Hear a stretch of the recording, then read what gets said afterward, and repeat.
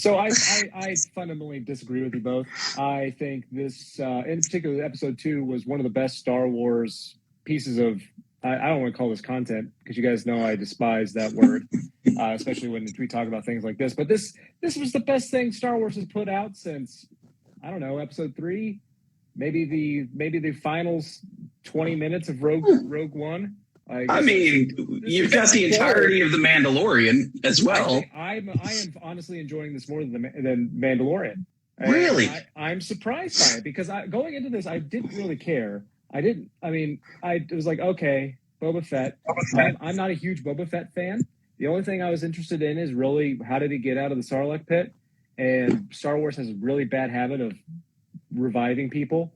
But they explain that very well. And then they are taking. Just wait for the Obi-Wan Kenobi series. No, I know. And I don't like it. And I will see. I have a lot of trust in Dave Filoni and Happy.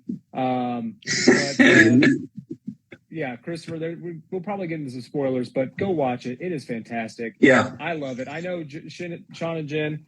I combined your names there. That was weird. But it's really great. But anyways, it's great. Why? So why? I'm curious though. Like why? Yeah. So it's giving me things that I didn't know I wanted from Star Wars, which is Lawrence of Arabia. I mean, this is basically what it is, and it's fantastic. And this is what's so great about Star Wars, and what I have loved about it so much is that it's taking these very simple stories, Pocahontas, Lawrence of Arabia, Dancing with Wolves, but it turns it on its head because we know the story, we know where it's going, but it's in space, and it just is awesome. It's just comforting. It's a return to story. It's the reason why these stories are so impactful and we get told over and over because they're good. They're interesting. You know what? Here's what I will say. So look, I don't care if it's like a rehash of Pocahontas or Lawrence of Arabia or whatever. That doesn't necessarily bother me that much because, to your point, like we're remaking these kinds of stories over and over and over again, and it's not really about whether or not it's the same or similar to something else. It's about like how it's executed, right? So I don't care so much about that. But I do think one thing that's interesting to me is that I used to get told all the time that Star Wars was not a big enough universe,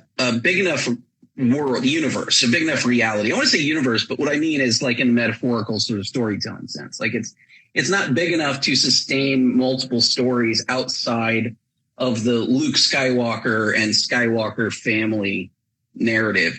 And I've always thought that was a dumb criticism of Star Wars because all of these planets that we visited over the course of the core set of films are pretty interestingly fleshed out. I mean, there are all these different cities and it all feels very lived in. And that's one thing that George Lucas did, really, really well, even from the very beginning, but he did it super well in like THX 1138. Like if you go back to his first, sci-fi work, his sort of jam was doing a lived-in sort of realistic-looking future that felt like a place where people actually existed.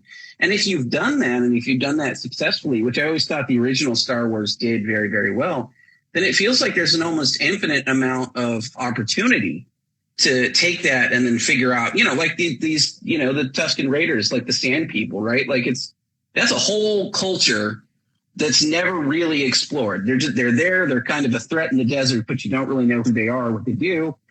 And so I agree with you. Like, it's kind of interesting to see this because it expands on something that, right, you really haven't gotten a lot of otherwise.